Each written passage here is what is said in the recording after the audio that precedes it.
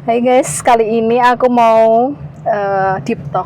Namanya deep talk with Sans. Yes. Aku mau nanya-nanya soal kehidupan setelah menikah. Kan kemarin kamu udah aku wawancara tuh sebelum menikah. Sekarang setelah menikah, kehidupan kamu seperti apa? Tapi please jangan marketing KUA. Ya. Tidak ada endorse jadi tidak ada marketing karena KUA belum endorse aku ya. Oke.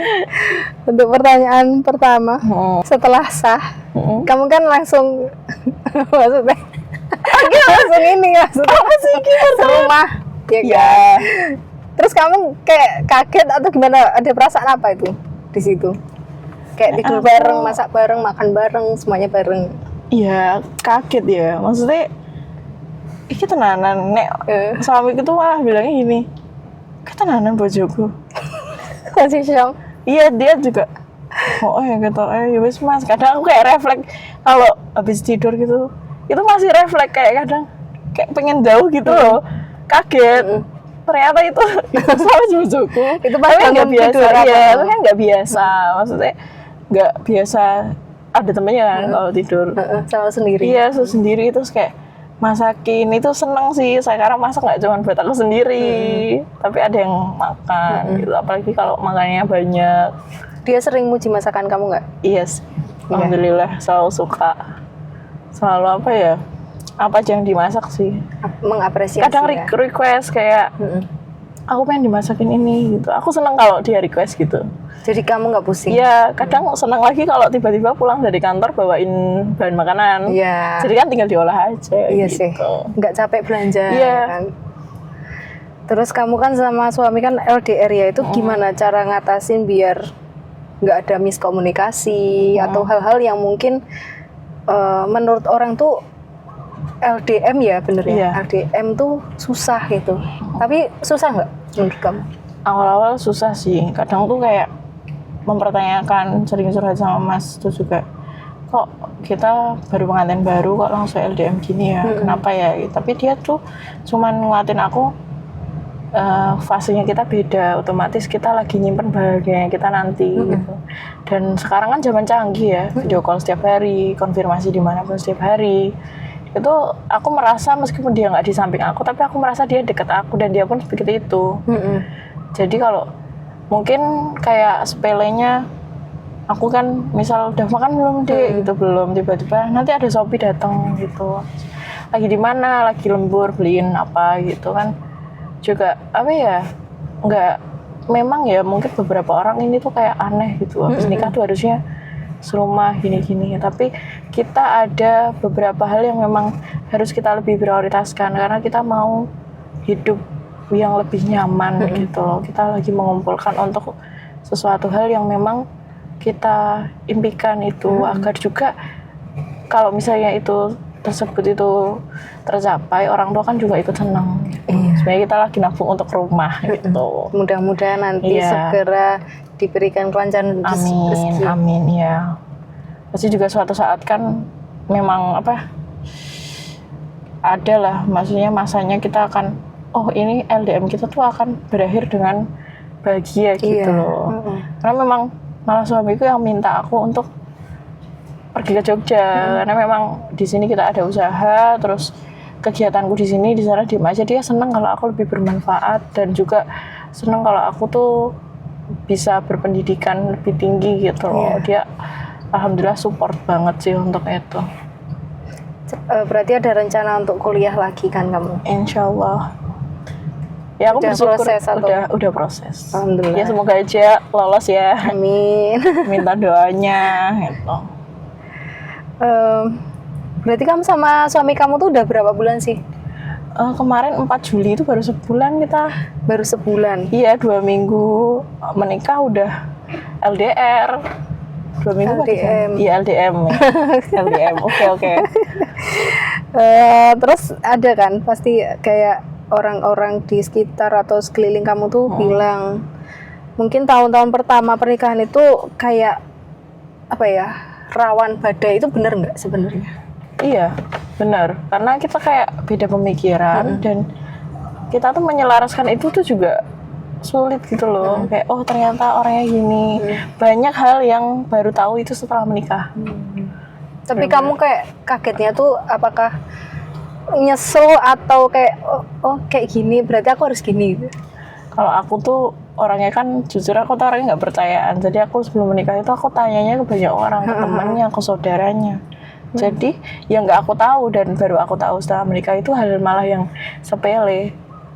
Dan yang kayak oh ini orangnya emang tipikal gini, bisa ditoleransi enggak. Jadi emang aku cari tahu banget itu sebelum menikah.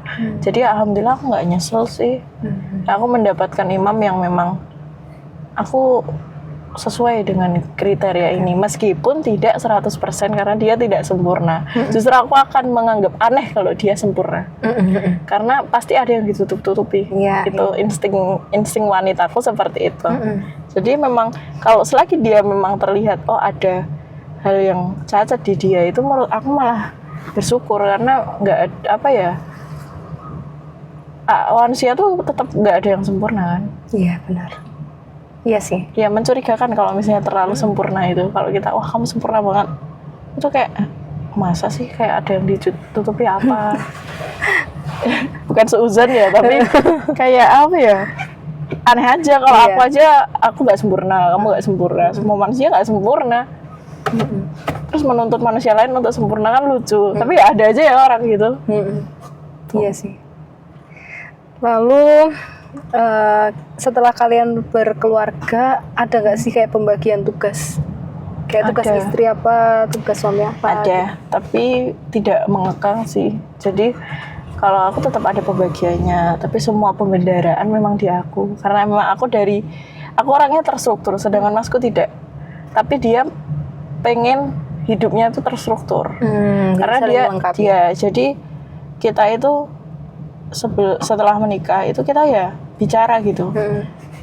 Aku tanya impian kamu apa, kamu mau gimana, kamu suka yang aku gimana, itu perlu. Dan dia juga tanya sama aku, kamu aku gimana, kamu sukanya aku gimana, kamu merasa nyaman, merasa apa hidup kamu itu kan ada kayak setelah menikah perempuan downgrade beberapa gitu ya.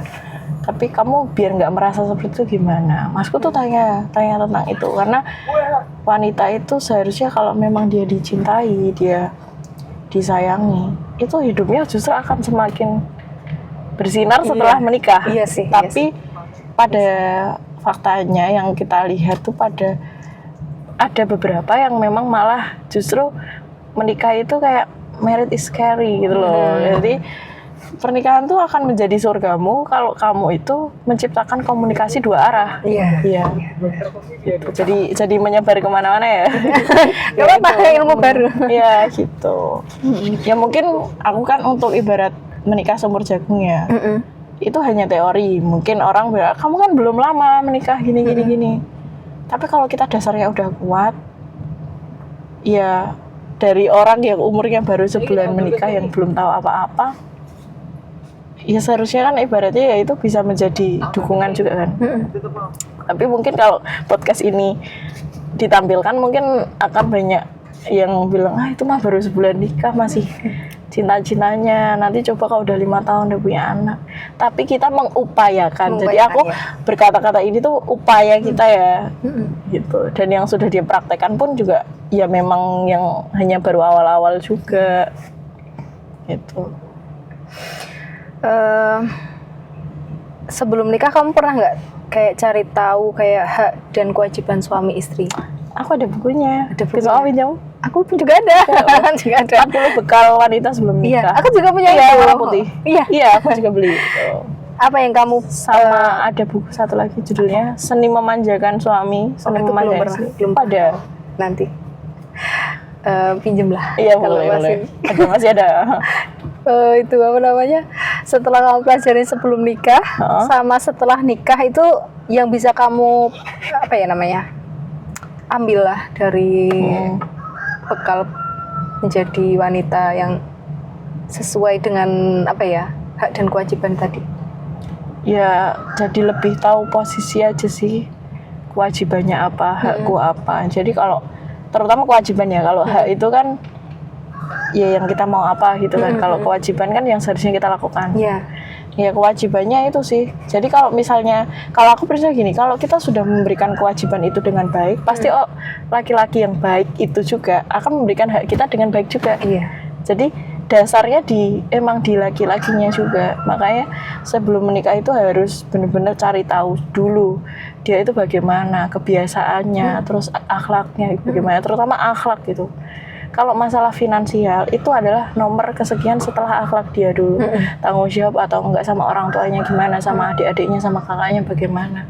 Itu harus apa ya, kita gali banget karena dia itu nanti akan menjadi ayahnya anak-anak kita kan. Dia akan menjadi pemimpin bukan diri kita sendiri tapi anak-anaknya juga. Pondasinya tuh harus di situ biar menciptakan ya rumah tangga yang tidak berarti yang mengerikan gitu loh. Tuh. Haknya apa contohnya? Kayak sebutin. Kalau haknya aku contoh ya mendapatkan nafkah, terus juga mendapat kasih sayang, itu hak. Iya. Ya, Terus kewajibannya? Kalau aku sih kewajibannya ya perempuan tuh sebenarnya kewajibannya satu loh, patuh. Iya, itu paling Iya. paling ini gak sih? Yang Tapi itu sulit. Iya. Karena kompleks. Tergantung ininya kan. Kayak ya, mau taat mau patuh tuh pasti mungkin ya beberapa ada hal yang bisa diperdebatin nggak sih sebelum akhirnya kamu patuh atau taat gitu. Karena kan Ada. beda pendapat kan. Ada. Iya kan? Nenek aku tuh yang agak bikin gesekan tuh mungkin itu sih, masalah lebih ke finansial sih kalau aku. Karena aku orangnya kan, masku tuh terbiasa untuk menyisihkan itu di akhir, sedangkan aku menyisihkan di awal. Nah itu, tapi setelah aku kasih tahu, oh ini loh mas, apa efeknya gini, itu akan lebih nyaman di kamu, karena kamu sudah nggak ketar-ketir, sisanya berapa gitu. Tapi ternyata dia paham dan itu dia setuju. Nah itu contoh yang kayak apa ya, hak yang aku mau, tapi patuhnya aku, tapi aku punya pertanyaan juga. Jadi kita patuh tuh nggak cuman suamimu bilang apa kita bilang iya, tapi kita juga harus punya prinsip. Iya. Dan laki-laki tuh mau loh menerima saran kita selagi cara kita ngomong itu benar. Karena kebanyakan laki-laki yang menolak itu pasti kita tuh udah judes atau udah marah, udah ngomel.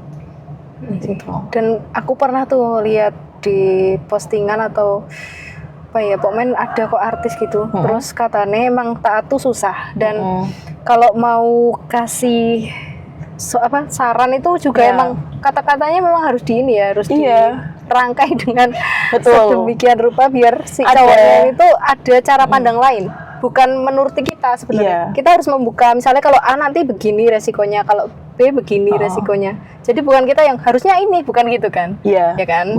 Terus kasih pandangan. Itu pernah dengar ceramahnya Dr. Aisyah Dahlan? Iya. Nah itu kalau laki-laki itu tuh dia tuh indera pendengarannya, apalagi kalau main HP itu berkurang. Caranya itu ada step-stepnya untuk biar laki-laki itu apa ya, setuju ataupun dia tuh menerima saran kita. Itu ada stepnya ya. Mungkin perut dia dalam keadaan kenyang dulu, dia sudah rapi, sudah bersih, sudah mandi dan lain-lainnya. Dia terus kita siapkan apa yang suka dia, mungkin kopi, buah atau apa. Baru kita ngomong, jangan lagi pulang kerja capek langsung ini kok ini gini. Itu pasti gak akan diterima. Iya sih. Iya, karena coba kita diposisikan sebagai dia, mau nggak kayak gitu? Kesel lah pasti. Iya pasti kan. Jadi kayak kalau kamu mau diperlakukan, ya ini ke semua orang sih, nggak hanya ke suami, tapi terutama ke situ. Kamu mau diperlakukan orang dengan baik, otomatis kamu harus memperlakukan, ya kamu juga harus memperlakukan orang dengan baik kan. Kalau kamu yang diperlakukan baik gitu. Feedback lah, ada feedback gitu. Komunikasi dua arah tuh harus ada. Terus apa batasan yang kamu buat sebelum nikah, dan batasan itu tuh harus apa ya namanya? Ditaati. Kalau aku memang dari awal aku tidak tidak menoleransi perselingkuhan. Sama ya? Iya. Sudah itu. Aku mau keadaan finansialmu sekarang bagaimana? Ayo kita dukung. Ayo kita menuju sesuatu yang kamu mau. Ayo, ibaratnya mungkin aku belum merasa ilmu agamaku banyak. Ayo kita belajar bareng-bareng. Aku nggak apa-apa. nggak apa-apa. Tapi sudah ada niat, pondasi itu udah ada. Sama tidak menormalisasi kalau tidak sholat 5 waktu. Itu pasti. Sama KDRT nggak sih? Iya, Iya kan? betul. Itu. Iya, bener. Bener nggak sih sebenarnya kalau misalnya setelah menikah kan ada kayak sesi deep talk gitu kan sama suami atau pasangan. Iya. Apakah benar laki-laki tuh lebih suka kita mendengarkan gitu, kayak nyimak gitu, daripada kita tuh ikut, misal dia cerita terus kita kayak apa namanya? Kan ada tuh orang cerita terus dia tuh langsung kayak adu nasib atau ngejudge gitu loh. Apakah benar itu kayak faktakah gitu? Kalau misalnya kamu lebih jadi pendengar yang baik, dia cerita gitu. Kalau aku lebih itu sih, kita tuh kayak bermain gitu loh. Jadi kita bikin sesi. Ya entah kayak nanti pingsut dulu, sama dulu gitu. Jadi kayak hubungan aku sama suamiku tuh nggak melulu romantis. Kita juga kayak lucu gitu loh. Jadi kayak aku dulu, berarti sekarang aku yang cerita, aku yang denger. Dan laki-laki itu kalau misalnya dia cerita, dia butuhnya itu bukan dihakimi, dibela.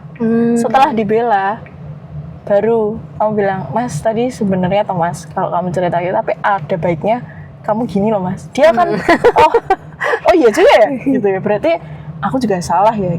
Iya gitu, baru dia ya, terus kayak ibaratnya kayak dia ngomong kayak gitu, ada baiknya misal kalau Masku kan dia suka makan buah kan, dipotongin terus nih dikasih gitu loh dia mah. Ya juga ya gitu, kayak nanti tuh laki-laki tuh sebenarnya tuh laki tuh enak loh lah gitu, karena dia manusia simpel. Tapi kalau kita udah cerita, misal udah cerita dibela terus sebenarnya tuh dia itu enggak pokoknya gitu ya. Sebenarnya kita sih kayak gitu loh.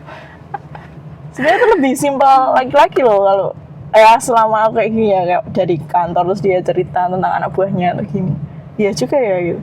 Tapi kalau aku pribadi ya udah kesel tuh kayak bisa berhari-hari, baru besoknya habis apa gitu, habis sholat atau apa. Biasanya kalau aku luluh tuh habis sholat, habis diimamin itu mesti aku luluh biasanya. Berarti habis subuhan gitu loh, habis disimak ngaji atau apa. Aku biasanya orangnya luluh karena aku merasa kayak dia yang menuntun aku ke surga nanti gitu. Jadi kayak ya udah aku harus nurut. Nah, jadi momen-momen ya sholat bersama, mengaji bersama itu adalah momen dimana kepatuhan kita itu menurutku lebih mudah. Yang aku rasa loh. Kalau kita lagi panas, momen itu tuh kayak kita bisa patuh sama omongan suami itu di situ. Menurut aku yang lebih masuk.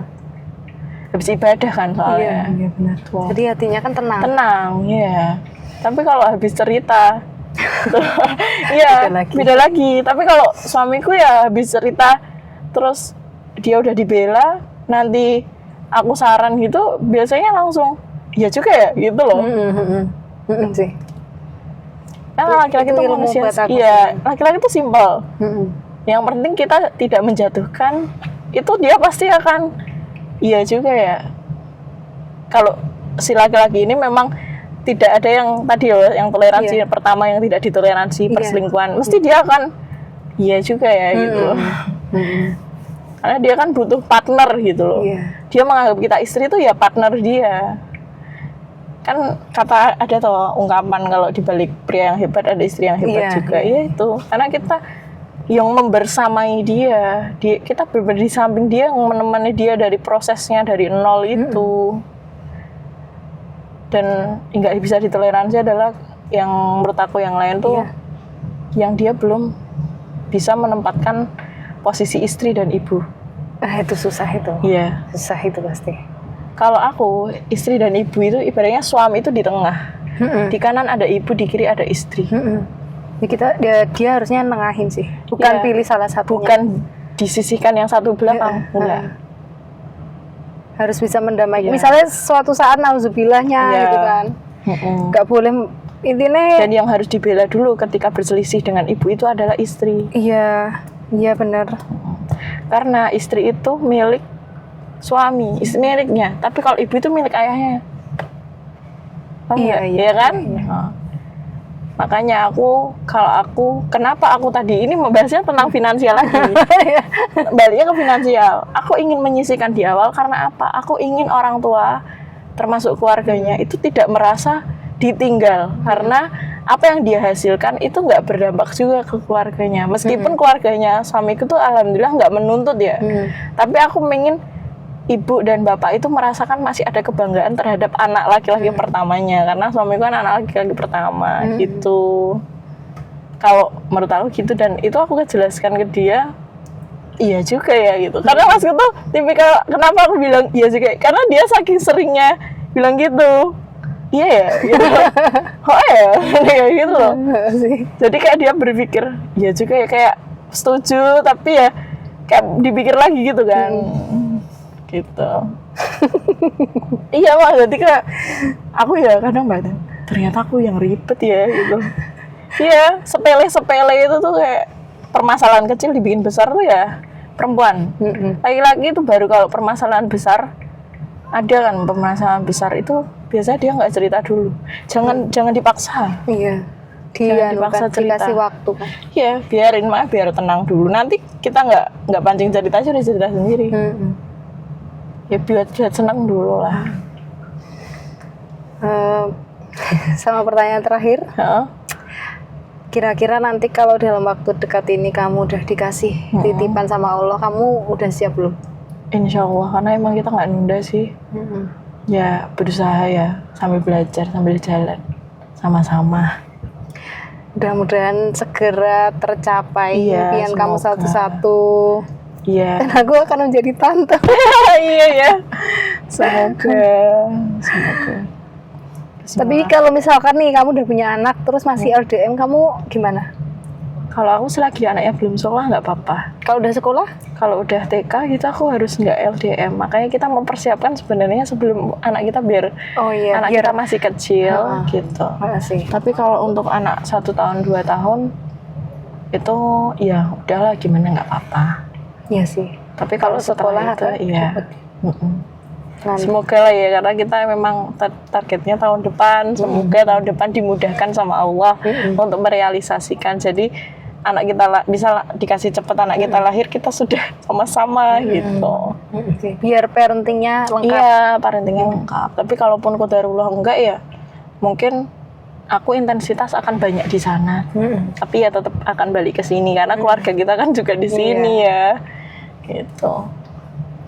Jadi itu tadi hal-hal yang menurut aku sih informatif ya, dan bulat-bulat ya, maaf ya.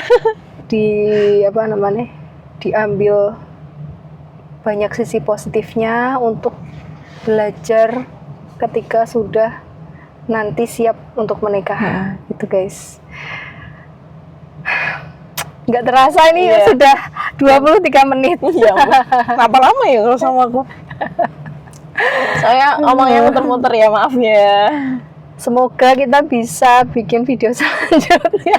Video selanjutnya gimana nih? Pas kapan ya? Ketika kamu sudah punya anak mungkin. Sambil dulu langsung punya anak. Itu sih guys. Mudah-mudahan bermanfaat buat teman-teman yang menonton. Terima kasih sudah menonton. Jangan lupa support dan like, comment, subscribe. Ya. Ini videonya untuk lebih ke menyimpan memori dan momen, iya kan? Karena itu kan bisa aja nanti kamu udah punya anak, kamu masih bisa nonton gitu. Iya betul, makasih. Ya, kan? Ya ampun, anakku nanti ini tantemu sangat effort luar biasa, sampai tripodnya baru. Cuman untuk bikin video ini. Ya ampun. Itu guys. Udah segitu aja. Aku mau pamit, mau lanjut piknik guys kita. Assalamualaikum. Waalaikumsalam.